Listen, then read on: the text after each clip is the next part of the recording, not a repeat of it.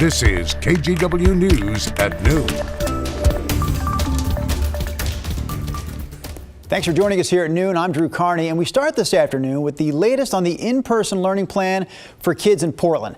So as teachers continue to get vaccinated here, the Portland Public School District is preparing for the next phase of getting students back in the classroom. Brian Clerkley has the details for us. Madison High School started limited in-person learning last week. Grant High School and other middle schools and elementary schools will be starting in-person learning in the next 1 to 2 weeks.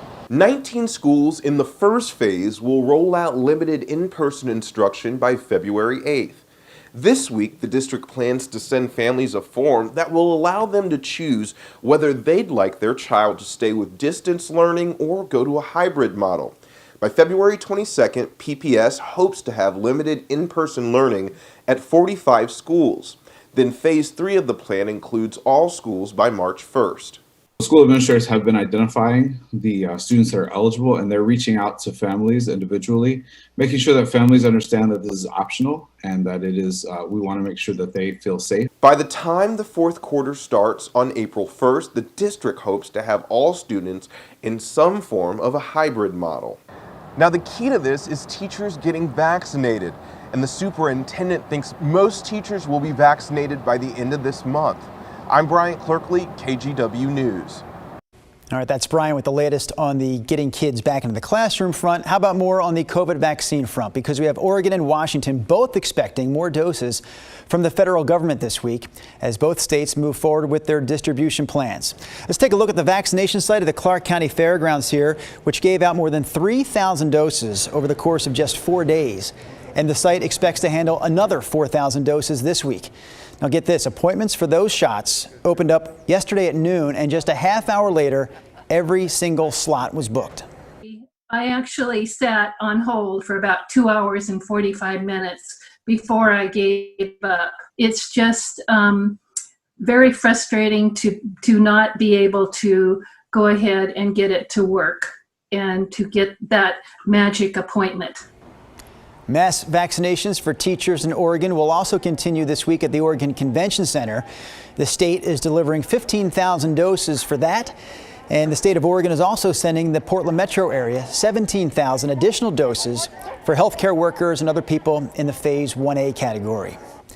Well, today, 7 Washington counties are also moving into Phase 2 of reopening. These counties we're talking about are in the West and Puget Sound regions of Washington, which accounts for about half of the state's population. Again, restrictions will ease up in these 2 regions starting today. So here's what that means. It means a maximum of 5 people from outside a person's home can now gather together inside.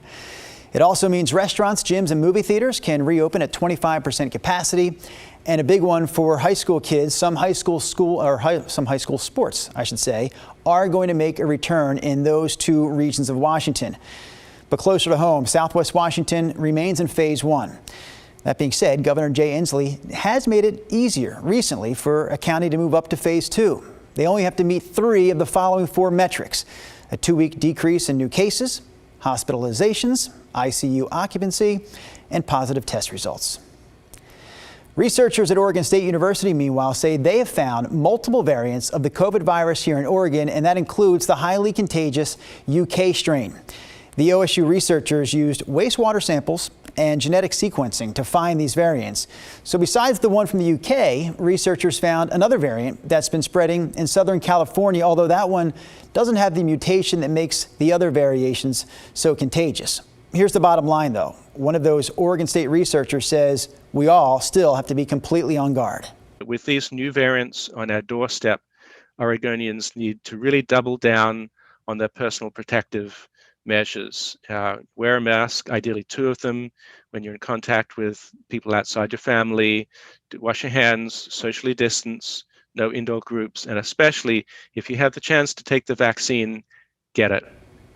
So far, the OSU research team has completed genetic sequencing on more than 1,000 wastewater samples from around the state. Starting this week, masks will now be required in airports, on commercial aircraft, also on trains and other forms of public transportation. This new order from the Centers for Disease Control will now make not wearing a mask illegal. It's a violation of a federal law, and that can make it easier for people like flight attendants to enforce. The only exceptions are for travelers who are younger than 2 years old and people with certain medical conditions. You're going to need a mask, some snow boots, and a good shovel if you're traveling to the East Coast or the Midwest today. About a third of the country is under either a winter storm watch or a winter storm warning. The Midwest got the first of it, and now the East Coast is dealing with this storm today. In fact, people who live between Philadelphia and the New England states, we're told, could see up to 2 feet of snow. So when you get that much snow, you do this. You have a huge snowball fight, or maybe you do like the giant panda at the DC Zoo, and you go for a backslide down the I love it. hill right there. That is some of the best video right there of that panda, Rod, from that winter storm that's belting the East Coast as we speak. I could hear the bear going, finally, a nice comfortable day, right? You know, it's not super cold, which actually helps the snow really stack up. If the air gets, too cold, you can't get as much snow, and hanging out right around freezing in New York, 30 degrees. New York seems to be kind of the mega center, if you will, of this particular snowstorm. So New York, at least it looks like 16 inches, fairly widespread across the metro area, and some amounts could go up to 20 inches or better. You get to Philadelphia, and they're looking at more of like a foot.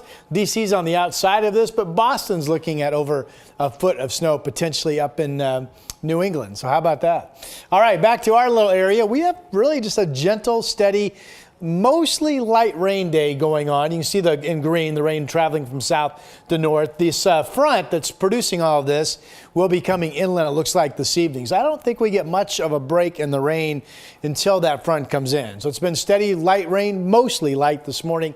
Will continue to be this afternoon. Very comfortable outside, 48 degrees. We'll be right around 50 through 4 o'clock this afternoon. The front comes through 7, 8 o'clock tonight. Eventually, it will break into more of a scattered shower pattern behind that.